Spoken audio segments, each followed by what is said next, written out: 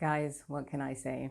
We have been foolish gal, as my Nigerian aunties would say. I can never get the accent right, but I love Nigerian accents. Anyway, we have been extremely foolish because we now have an astronomical bill that should have only cost us £2,000, but now because we didn't know enough and we didn't do our research early enough and we didn't do our due diligence, we have landed up with a bill of £28,000. You've heard it right, £28,000. And the only reason, the only difference between the 2,000 that it should have been and the 28,000 that it now is the fact that the timing. The timing of when we actually asked the question. We didn't ask the question soon enough. We didn't think to ask the question. We didn't know enough to ask the question. And I know it, that people say you don't know what you don't know. But when that bill is nearly 30 grand, that knowledge is worth a lot of money.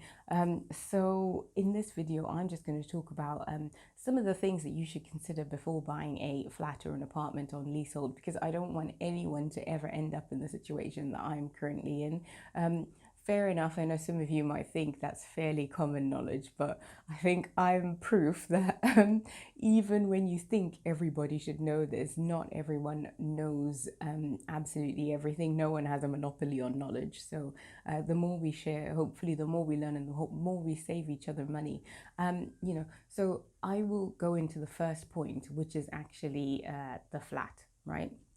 So we own a flat on leasehold, and the first thing you want to look out for before buying a flat on leasehold is how many years are left on the lease. Flats or properties that are owned on leasehold, it's almost like a long-term rent, which might be for 99 years or 999 years to hold this thing. And if you let that number run down right to zero, essentially at the zero mark, you would actually have to give the property back and say, there you go, Mr. Freeholder, here's your property back. Now, what most people do, and it's fairly standard practice, is that you extend the lease, and often it shouldn't cost too much. It's around the 1,000, 2,000 mark, right? Had we known this, we would have done it.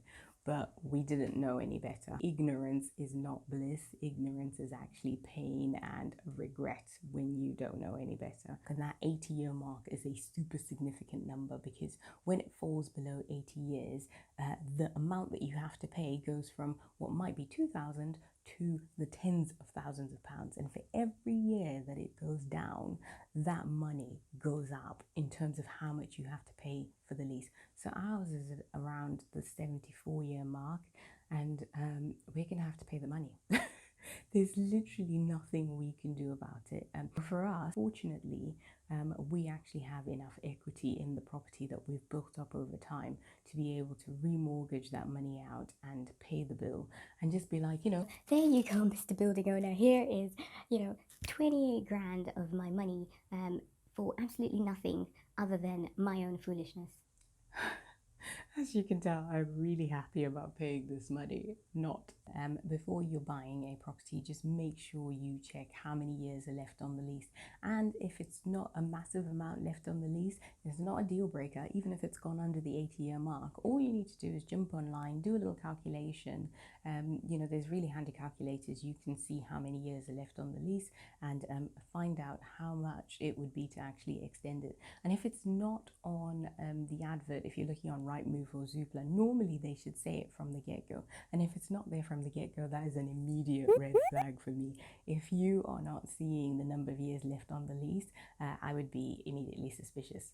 But also, if a flat looks like it's priced quite low for the average market value for the area, that's another kind of red flag that potentially could be under the 80-year mark for a lease extension. So you want to double check that. Now, again, it's not a deal breaker if it's under the 80 years. All you want to make sure you know is how much it's going to cost to extend that lease. Now, these are things that, the solicitors and the mortgage broker should probably raise to you. But in our instance, we were actually staircasing. We were in the middle of staircasing to 100%, and I've done a video on staircasing if you're interested in knowing what that is. But essentially, because we'd already owned the property, no one thought to ask the question. No one thought to ask how many years are left on the lease. we didn't know to ask the question. So another tip is don't always rely on all of the professionals around you. Also do your own research, because at the end of the day, the bill is going to be yours. So if you've got experts, that's fantastic, but you also need to make sure that you're educating yourself on everything that you possibly can in relation to actually making that purchase. Okay, so we didn't get it raised, and in the end, it was at the 82-year mark when we were staircasing, and we could have easily just paid that £2,000. But because no one raised the question and no one asked the question, we now have a bill of £30,000. Okay, point number 2, what direction is the flat facing? Now, this is something that, when you're buying a place, particularly if it's the first time, buying a house, you can get quite excited about, having the opportunity and the prospect of actually owning something. And if it's in the right location, all of the layout is great, the room sizes are great, this is something that could easily be overlooked. But when we actually lived in a flat that we eventually moved out of, the reason why we moved out was because my mental health was actually severely affected because we didn't have enough daylight and sunshine coming into the room.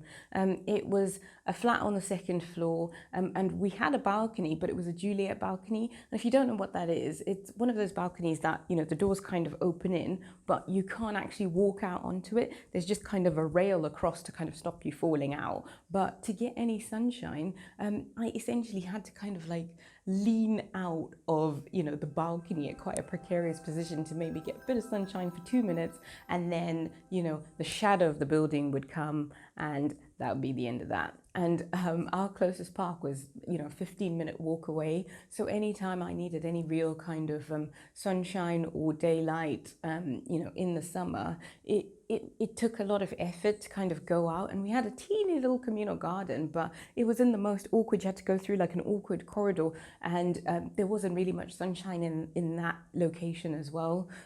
So the rest was just concrete.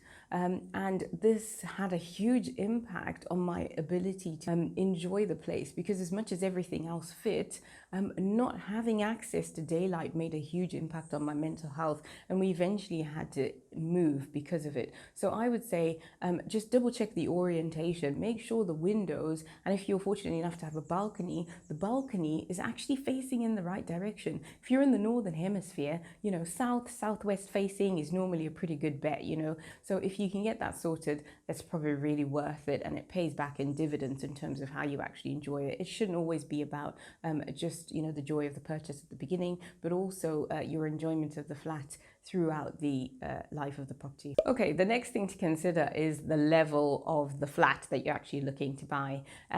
So in apartment buildings, particularly, the higher the rise, often, toilets and stuff need to drain somewhere, and often they drain to pipes called soil vent pipes, or just soil stacks. They're pipes that essentially, for want of a better word, they're the poopy pipes essentially.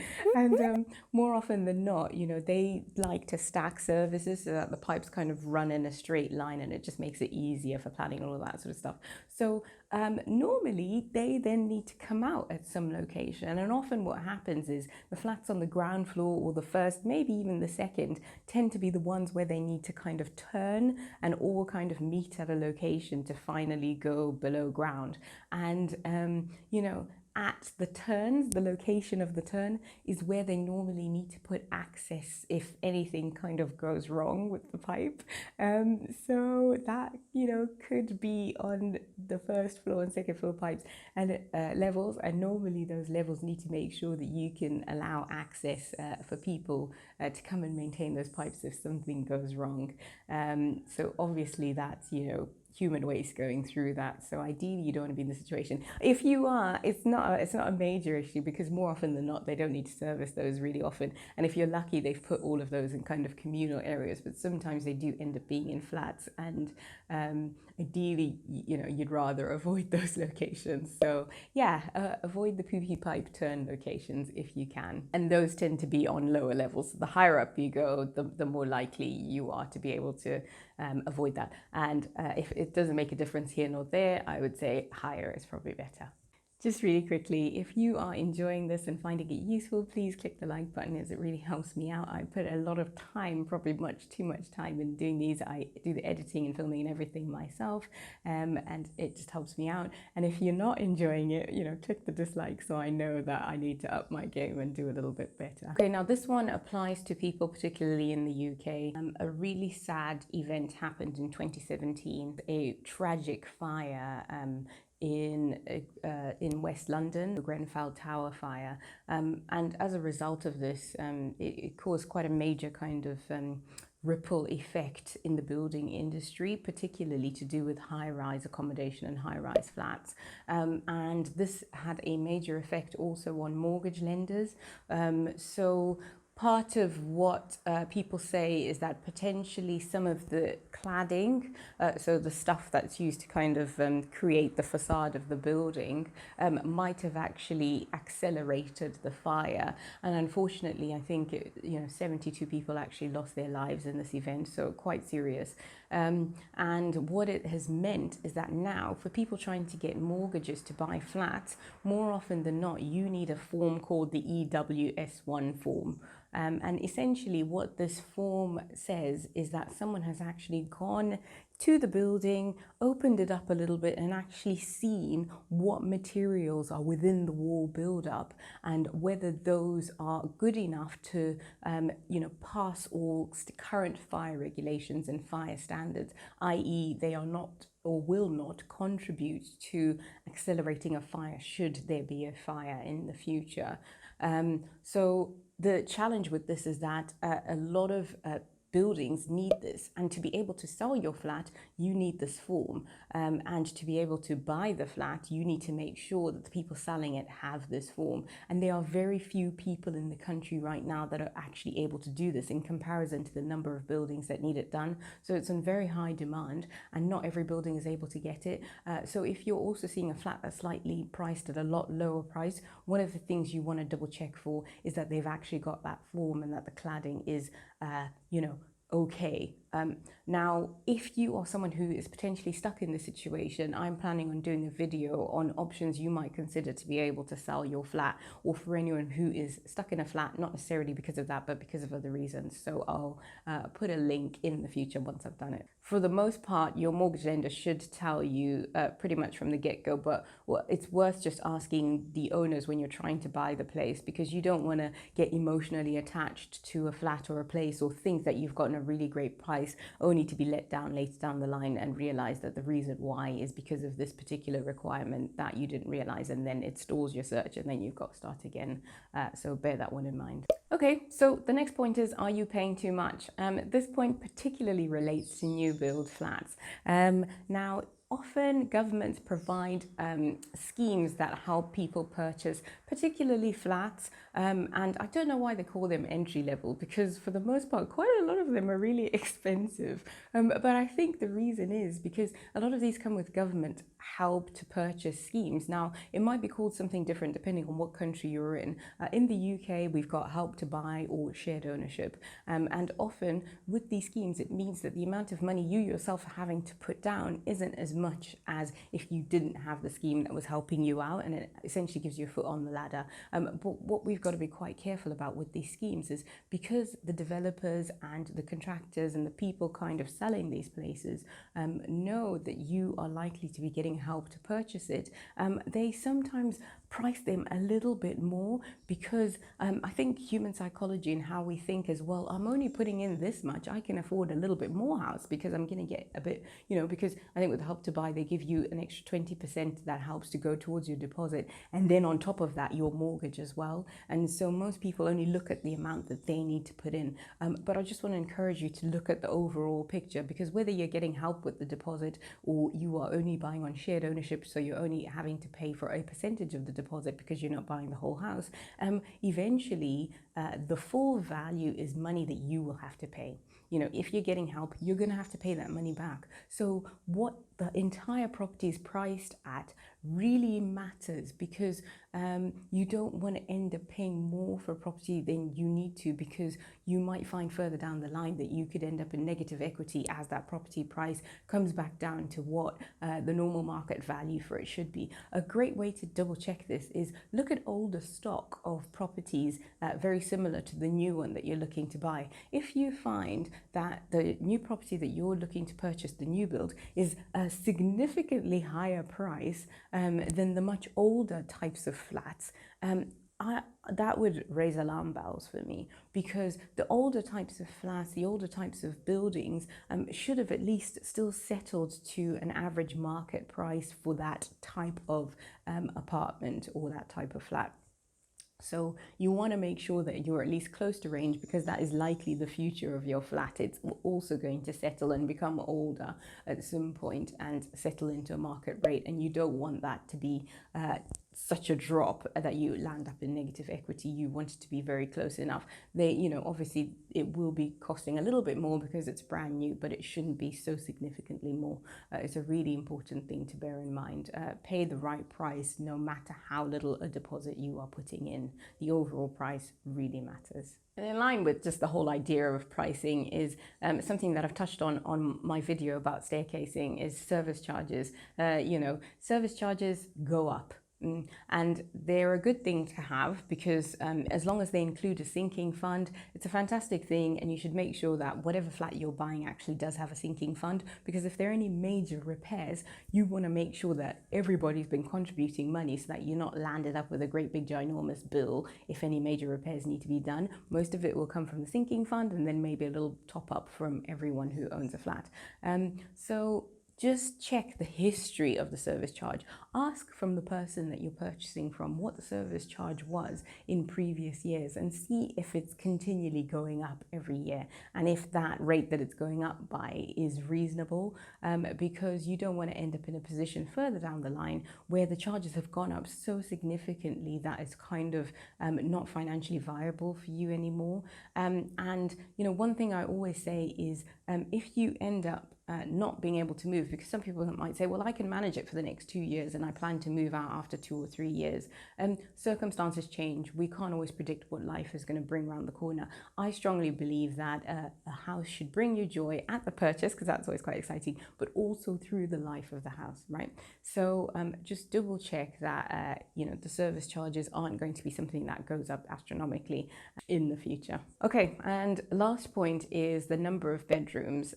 Seems like an obvious thing, but just think about the lifestyle that you kind of want to have. Are you someone with family up north, and let's say you live down south?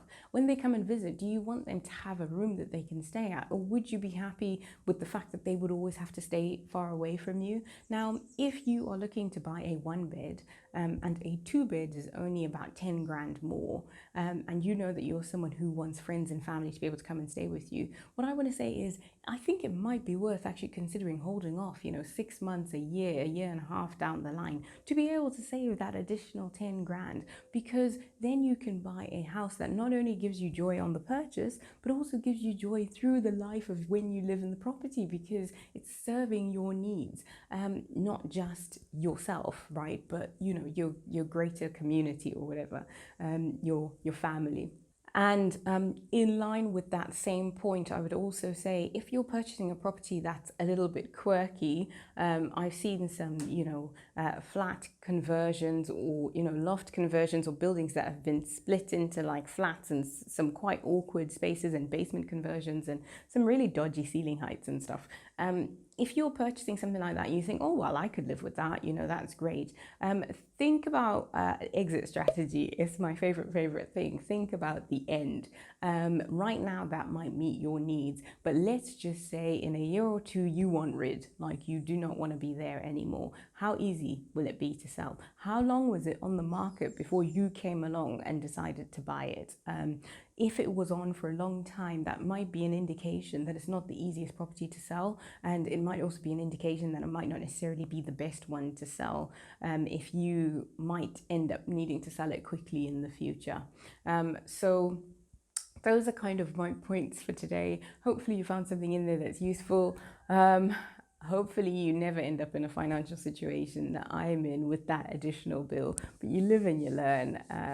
And I've done this so that hopefully you don't find yourself in a financial position like I did, where you're not, fully clued up and end up with a ginormous bill. I wish you all the luck in actually looking for a flat and a house. I hope it brings you joy at the purchase and throughout the life of when you're actually living in the place. I'm Vimbai from The Inspired Baobab. I like talking about all things money, really, purchasing, saving, all of that stuff. So if you're interested in any of those topics, please subscribe and I shall see you on my next video. Goodbye.